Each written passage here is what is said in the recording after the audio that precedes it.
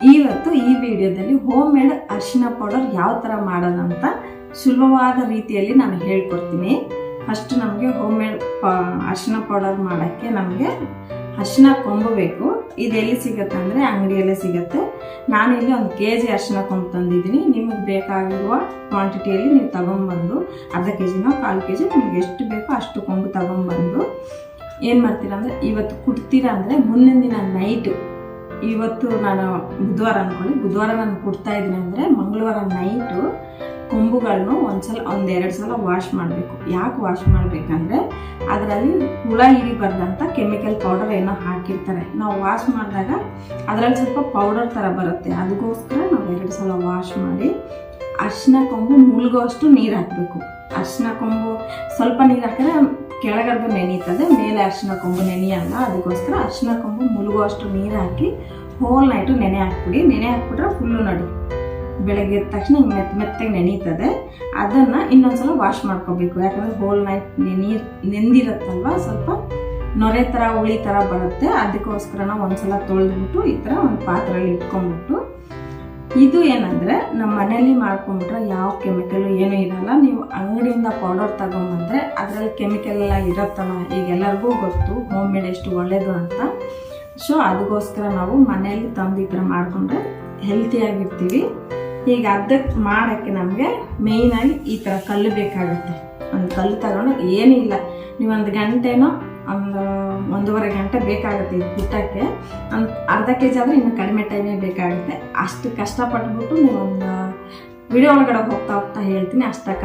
ಅಷ್ಟು ಕಷ್ಟಪಟ್ಟರೆ ನಾನು ಒಂದು 6 ತಿಂಗಳು ಹೋಮ್ ಮೇಡ್ ಅರಿಶಿನ ಪೌಡರ್ ಜೊತೆ ನಾವು ಅಡುಗೆ ಮಾಡ್ಬೋದು, ಫೇಸ್ಗೂ ಯೂಸ್ ಮಾಡ್ಬೋದು. ನಾವು ಅಂಗಡಿ ಅರಿಶಿನ ಪೌಡರ್ ಫೇಸ್ಗೂ ಯೂಸ್ ಮಾಡೋಕ್ಕಾಗಲ್ಲ ಅಲ್ವಾ. ಹೋಮ್ ಮೇಡ್ ಆದರೆ ಫೇಸ್ಗೂ ಹಾಕ್ಕೋಬೋದು. ಆಮೇಲೆ ಗಾಯ ಏನಾದರೂ ಆಯ್ತು ಅಂದರೆ ಒರಿಜಿನಲ್ ಅರಿಶಿನ ಪೌಡರ್ ಅಲ್ಲ ನಾವು ಹಾಕ್ಕೋಬೋದು, ಪೂಜೆಗೂ ಯೂಸ್ ಮಾಡ್ಬೋದು. ತುಂಬ ಶ್ರೇಷ್ಠವಾಗಿರುತ್ತೆ. ಅದಕ್ಕೋಸ್ಕರ ಮನೆಯಲ್ಲೇ ಈಸಿಯಾಗಿ ಅರಿಶಿನ ಪೌಡರ್ ಯಾವ ಥರ ಮಾಡೋದಂತ ನಾನು ಹೇಳ್ತೀನಿ. ಈಗ ಫಸ್ಟು ಒಂದು ಕಲ್ಲು ಬೇಕು. ನಾನು ರಾತ್ರಿ ನೆನೆ ಹಾಕಿದ್ದೀನಿ, ಫುಲ್ಲು ನೆಂದಿದೆ ನೋಡಿ, ಈ ಥರ ದಪ್ಪ ಆಗಿದೆ, ನೆಂದಿದೆ. ನಿಮ್ಗೊಂದು ಡೌಟ್ ಬರುತ್ತಲ್ಲ, ಅಂಗಡಿಯಿಂದ ತಂದ ತಕ್ಷಣ ಯಾಕೆ ಕುಟ್ಟಿಲ್ಲ, ಡ್ರೈ ಕೊಂಬು ಯಾಕೆ ಕುಟ್ಟಿಲ್ಲ, ಯಾಕೆ ನೆನೆ ಹಾಕಿದ್ದೀರಾ ಅಂತ ಡೌಟ್ ಬರುತ್ತೆ. ನಾವು ಡ್ರೈದು ಕುಟ್ಟಿದ್ರೆ ಆ ಕೊಂಬುಗಳು ಬಂದು ಆ ಕಡೆ ಒಂದು ಈ ಕಡೆ ಒಂದು ಚೆಲ್ತಾ ಇರುತ್ತೆ. ನಮ್ಗೆ ಕುಟ್ಟಕ್ಕೆ ಸರಿಯಾಗಿ ಈಸಿ ಇರಲ್ಲ. ನಾವು ಹೋಲ್ ನೈಟ್ ನೆನೆ ಹಾಕ್ಬಿಟ್ರೆ ಸ್ವಲ್ಪ ಸಾಫ್ಟ್ ಇರುತ್ತೆ. ನಾವು ಕುಟ್ಟಿದಾಗ ಆ ಕಡೆ ಈ ಕಡೆ ಅಷ್ಟು ಎಗರಲ್ಲ. ಅದಕ್ಕೋಸ್ಕರ ಹೋಲ್ ನೈಟ್ ನೆನೆ ಹಾಕಬೇಕು. ಇನ್ನೊಂದೇನಂದರೆ ಈ ಥರ ಕಲ್ಲು ತಗೊಳ್ಳಿ. ಈ ಥರ ಕಲ್ಲು ಇಲ್ಲಾಂದ್ರೆ ಚಿಕ್ಕ ಕಲ್ಲು ಅಂಗಡಿಯಲ್ಲಿ ಎಲ್ಲಿ ಬೇಕಾದ್ರೆ ಅಲ್ಲೇ ಸಿಗುತ್ತೆ. ಚಿಕ್ಕ ಕಲ್ಲು ತಗೊಂಡು ಕೆಳಗಡೆ ಒಂದು ಬಟ್ಟೆ ಹಾಕ್ಕೊಳ್ಳಿ. ಯಾಕಂದ್ರೆ ಟೈಲ್ಸ್ ಇರುತ್ತಲ್ಲ, ಆಮೇಲೆ ನಾವು ಜೋರಾಗಿ ಕುಟ್ಟಿದಾಗ ಟೈಲ್ಸ್ ಡ್ಯಾಮೇಜ್ ಆಗುತ್ತೆ. ಅದಕ್ಕೋಸ್ಕರ ಒಂದು ಬಟ್ಟೆ ಮೇಲೆ ಇದು ಹಾಕಿ, ನಾನಿದು ಬಂದು ನಾವು ರೈಸ್ ತಗೊಂಬರ್ತೀವಲ್ಲ ಆ ಚೀಲನ ಕಟ್ ಮಾಡಿ ಇಟ್ಕೊಂಡಿದ್ದೀನಿ. ಯಾಕಂದರೆ ನಾವು ಕುಟ್ಟಿ ಇಲ್ಲಿ ಹಾಕೋಕ್ಕೆ ಈಸಿ ಇರುತ್ತೆ. ಆಮೇಲೆ ಇಷ್ಟರಲ್ಲೇ ಸ್ಪ್ರೆಡ್ ಆಗುತ್ತೆ, ಜಾಸ್ತಿ ದೂರ ಹೋಗಲ್ಲ. ಅದಕ್ಕೋಸ್ಕರ ಈ ಥರ ದಪ್ಪದು ಅಕ್ಕಿ ಚೀಲವನ್ನು ತಗೊಳ್ಳಿ, ಓಕೆನಾ. ಈಗ ನಾವು ಒಂದೊಂದೇ ಕೊಂಬು ಹಾಕಿ ಚೆಚ್ಕೋಬೇಕು. ಇವೆಲ್ಲ ಒಂದೇ 4-5 ಹಾಕಿ ಚೆಚ್ಚೋಣಾದ್ರೆ ಆ ಕಡೆ ಈ ಕಡೆ ಎಲ್ಲ ಹರಡ್ಬಿಡುತ್ತೆ. ಅದಕ್ಕೋಸ್ಕರ ಒಂದೊಂದು ಕೊಂಬು ಹಾಕಿ ಚೆಚ್ಚೋಣ. ಇನ್ನೊಂದೇನಂದರೆ ಇದರ ಗಾತ್ರ ನೋಡಿ, ಇದು ಹೈಬ್ರಿಡ್ ನಾಟಿನೋ ನನಗೆ ಗೊತ್ತಿಲ್ಲ, ಅಂಗಡಿಯಲ್ಲಿ ಸಿಕ್ಕಿರೋದು ನಾವು ತಂದಿದ್ದೀವಿ. ಗಾತ್ರ ನೋಡಿದರೆ ಹೈಬ್ರಿಡ್ ಏನೋ ಅನ್ನಿಸ್ತಾ ಇದೆ.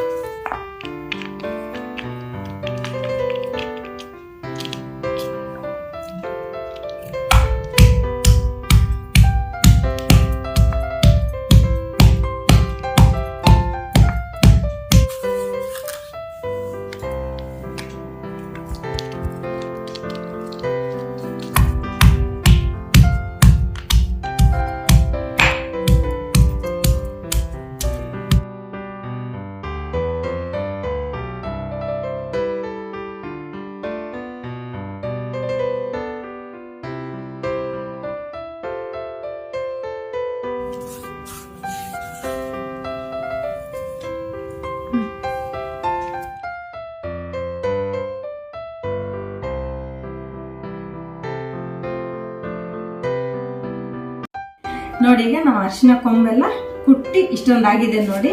ನಿಮಗೆ ಸ್ಮಾಲ್ ಡೌಟ್ ಬರ್ಬೋದಲ್ವಾ, ಏನು ಅರಿಶಿನ ಪೌಡರ್, ಹೋಮ್ ಮೇಡ್ ಅರಿಶಿನ ಪೌಡರ್ ಅಂದರು, ಪೌಡರೇ ಆಗಿಲ್ಲ, ತರಿ ಇದೆ ಅಂತ ನಿಮಗೆ ಡೌಟ್ ಬರ್ತಾ ಇದೆಯಲ್ಲ. ಆ ಡೌಟ್ ನಿಮಗೆ ಕ್ಲಿಯರ್ ಆಗಬೇಕಂದ್ರೆ ನೆಕ್ಸ್ಟ್ ಪ್ರೊಸೀಜರ್ ನೋಡೋಣ.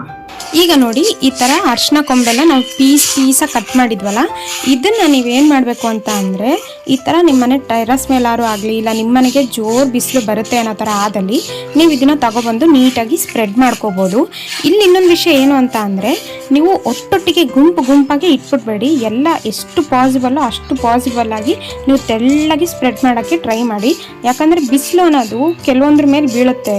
ಅದಲ್ದಿರ ನೀವು ಗುಂಪಾಗಿ ಹಾಕಿದ ಥರ ಆದಲ್ಲಿ ಅದು ಚೆನ್ನಾಗಿ ಡ್ರೈ ಆಗಲ್ಲ, ಒಂದೊಂದು ಹತ್ರ ವೆಟ್ಟಾಗಿ ಇದ್ಬಿಡುತ್ತೆ. ಸೊ ಹಾಗಾಗಿ ಫುಲ್ ಕಂಪ್ಲೀಟಾಗಿ ಡ್ರೈ ಆಗಬೇಕು ಅಂದರೆ ನೀವು ಇದನ್ನು ನೀಟಾಗಿ ತೆಳ್ಳಗೆ ಸ್ಪ್ರೆಡ್ ಮಾಡ್ಕೊಳ್ಳಿ. ಬಟ್ ನಿಮಗೆ ಬಿಸಿಲು ಮೇಯ್ನ್ ಇಂಪಾರ್ಟೆಂಟು. ತುಂಬ ಜಾಸ್ತಿ ಬಿಸಿಲಿದೆ ಅನ್ನೋ ಟೈಮಲ್ಲಿ ಮಾತ್ರ ಇದನ್ನು ತಗೊಬಂದು ಈ ಥರ ಒಣಗಿಸ್ತಾ ಇರಿ. ಸೊ ಈ ಥರ ನೀವು ಒಂದು 4 days ಮಾಡಿದ್ರೆ ಸಾಕು. ಅಂದರೆ ಇನ್ನೂ ಜಾಸ್ತಿ ದಿನ ಬೇಕು ಅಂತ ಏನಿಲ್ಲ, ಒಂದು 4 ದಿನ ಈ ಥರ ಮಾಡಿಬಿಟ್ರೆ ತುಂಬ, ಅಂದರೆ ದಟ್ಸ್ ಇನಫ್.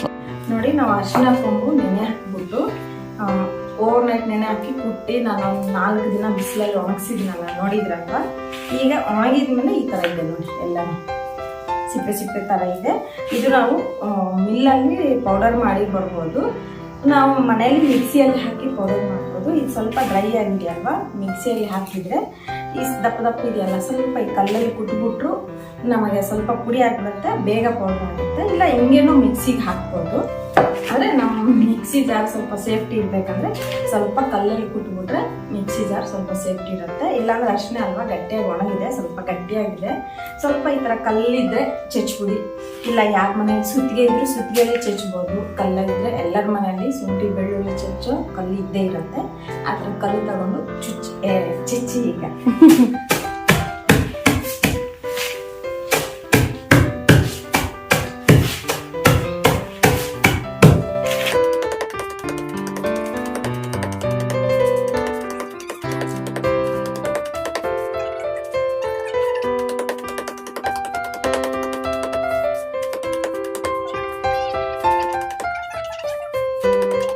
ನಮ್ಮ ಹಿಂದೂಗಳಿಗೆ ಫಸ್ಟು ನಾವು ಯಾವ ಶುಭ ಕಾರ್ಯ ಮಾಡ್ತೀವಿ ಅಂದ್ರೂ ಫಸ್ಟ್ ಇಂಪಾರ್ಟೆಂಟ್ ಅರಿಶಿನ ಇರಬೇಕು.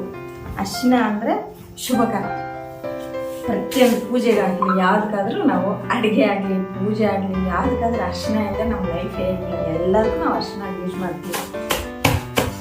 ಈಗ ನಿಮ್ಮ ಹತ್ರ ಈ ಥರ ಚೀಲ ಇಲ್ಲ ಅಂದರೆ ನೀವೊಂದು ಪಾತ್ರೆಗೆ ಹಾಕಿ ಕುಟ್ಟಿದ್ರು ಸರಿನೇ, ಇಲ್ಲ ಅಂದರೆ ನಾವು ಗೋಧಿ ಹಿಟ್ಟು ಎಲ್ಲ ತರ್ತೀವಲ್ಲ, ಆ ಥರ ಕವರ್ ಮೇಲೆ ಹಾಕಿ ಚಚ್ಚಿದ್ರು ಸರಿನೇ. ಸ್ವಲ್ಪ ಅಷ್ಟೇ ಚಮಚ ಮಾಡಿ ಮಿಕ್ಸಿಗೆ ಹಾಕ್ಬಿಡ್ತೀವಿ ನೋಡಿ. ಈಗ ಎಷ್ಟು ಸ್ವಲ್ಪ ಪುಡಿ ಆಗಿದೆಯಲ್ವ, ಇದನ್ನು ನಾನು ಮಿಕ್ಸಿ ಜಾರ್ಗೆ ಹಾಕಿ ಪೌಡರ್ ಮಾಡಿ ಬರ್ತೀನಿ. ಅಂದರೆ ಜಾಸ್ತಿ ಹಾಕೋಕೆ ಹೋಗ್ಬಿಡಿ, ಸ್ವಲ್ಪನೇ ಹಾಕಿ, ಯಾಕಂದರೆ ಮಿಕ್ಸಿ ಹಾಳಾಗಿ ಬರುತ್ತೆ. ಜಾರ್ನ ಸ್ವಲ್ಪ ಹಾಕಿ ಪೌಡರ್ ಮಾಡಿ ಬರೋಣ.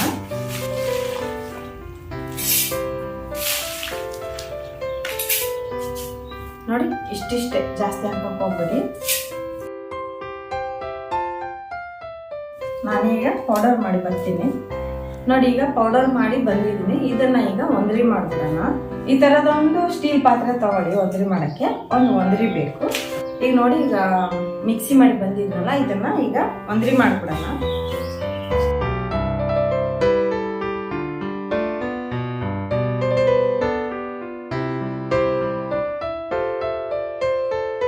ಈಗ ನೋಡಿ, ಈ ಥರ ನುಚ್ಚು ಥರ ಬಂದಿದೆಯಲ್ಲ, ಈ ನುಚ್ಚನ್ನ ಮತ್ತೆ ಮಿಕ್ಸಿ ಜಾರ್ಗೆ ಹಾಕಿ ಅದರ ಜೊತೆ ಇದನ್ನು ಸ್ವಲ್ಪ ಹಾಕೊಂಡು ಮತ್ತೆ ಪೌಡರ್ ಮಾಡಿ ಬರೋಣ.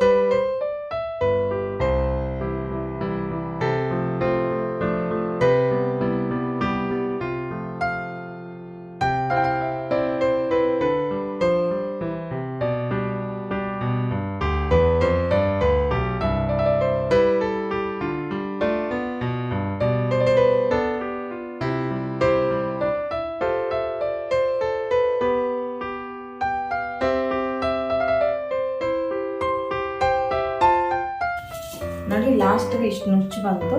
ಇದು ಇನ್ನೊಂದ್ಸಲ ಮಿಕ್ಸಿ ಮಾಡ್ಕೊಂಡಾಗ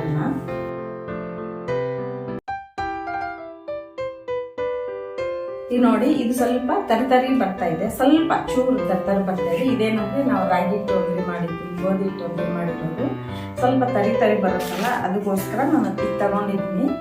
ಇದು ಯಾವಾಗಂದ್ರೆ ನಾನು ಸೆಕೆಂಡ್ ವಿಡಿಯೋ ಅಪ್ಲೋಡ್ ಮಾಡಿದ್ದೀನಿ ನೋಡಿ, ವಿನಾಯಕ ಚವಿತಿ ಗಣಪತಿ ಚೌತಿದು. ನಾನು ಇದರಲ್ಲಿ ಮಡಿಕೆ ಹೊಡೆಯೋ ಕಾಂಪಿಟೇಷನ್ ಇದ್ರು, ಅದರಲ್ಲಿ ಮಡಿಕೆ ಹೊಡೆದಿದ್ದಕ್ಕೆ ಸೆಕೆಂಡ್ ಪ್ರೈಸ್. ಅಂದ್ರೆ ಈ ಚಾನಲ್ ಅಲ್ಲ, ಸುಶಾಂತಿ ಬ್ಲಾಗ್ಸ್ ಇದೆಯಲ್ಲ ಆ ಚಾನಲ್ ಅಲ್ಲಿ. ಇದು ಕನ್ನಡ ಚಾನಲ್, ಅದು ತೆಲುಗು ಚಾನಲ್. ಯೂಸ್ ಮಾಡ್ತಾ ಇರೋದು, ಇಷ್ಟು ಯೂಸ್ ಮಾಡಿಲ್ಲ. ಒಂದ್ ವೇಳೆ ನೀವು ಆ ವಿಡಿಯೋ ನೋಡಿದ ಮಿಸ್ ಆಗಿದ್ರೆ ಆ ಥರ ಅದಲ್ಲಿ ಕೆಳಗಡೆ ಡಿಸ್ಕ್ರಿಪ್ಷನ್ ಬಾಕ್ಸ್ ಅಲ್ಲಿ ಲಿಂಕ್ ಕೊಟ್ಟಿರ್ತೀನಿ, ಹೋಗಿ ಖಂಡಿತವಾಗ್ಲೂ ಚೆಕ್ಔಟ್ ಮಾಡಿ.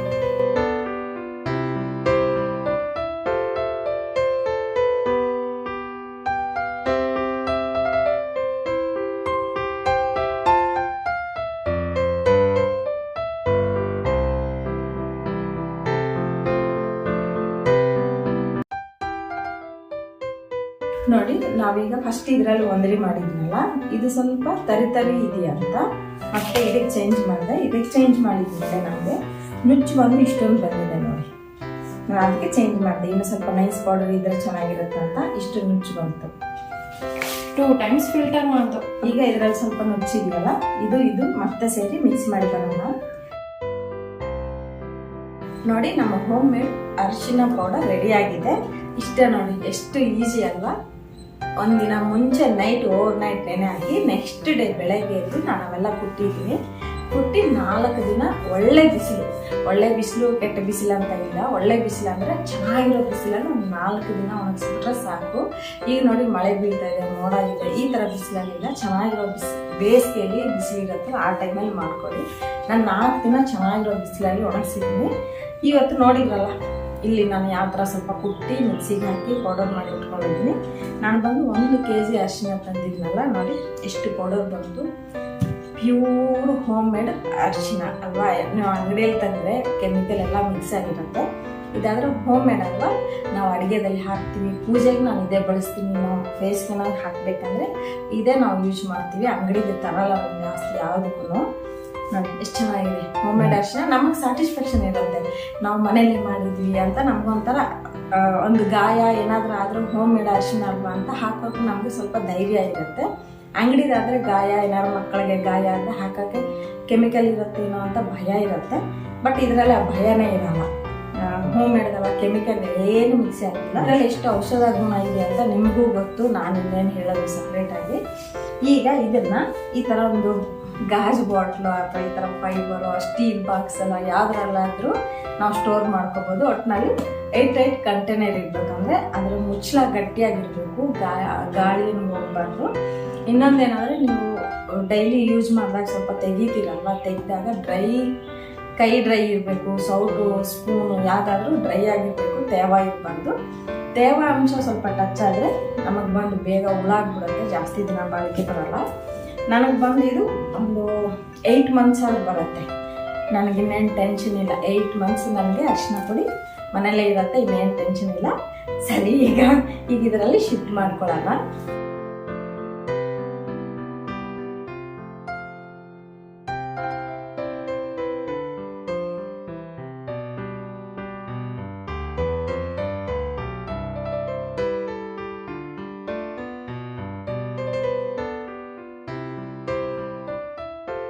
ನೋಡಿ ಎಷ್ಟು ಚೆನ್ನಾಗಿದೆ ಹೋಮ್ ಮೇಡ್ ಅರಿಶಿನ ಅಲ್ವಾ, ಎಷ್ಟು ಚೆನ್ನಾಗಿದೆ ನೋಡಿ.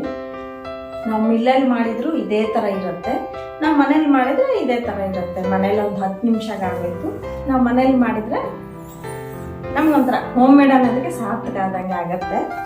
ನಾನು ಬಂದಿದ್ದು ತೊಗರಿಬೇಳೆ ಹಾಕಿದ್ರೆ ಫುಲ್ ಬರಲ್ಲ, ಇಷ್ಟಿಗೆ ಬರುತ್ತೆ. 1 kg ತೊಗರಿಬೇಳೆ ತಂದರೆ ಇದು 1.25 kg ಇರ್ಬೋದೇನೋ ಅನ್ಕೋತೀನಿ. ಡಬ್ಬ ನೋಡಿ ಎಷ್ಟೊಂದು ಬಂದಿದೆ. ನಿಮಗೆ ಚಿಕ್ಕ ಡಬ್ಬ ಥರ ಕಾಣಿಸ್ತಾ ಇದೆನೋ, ಇದು 1.25 kg ಎಷ್ಟು ಆಗುತ್ತೆ.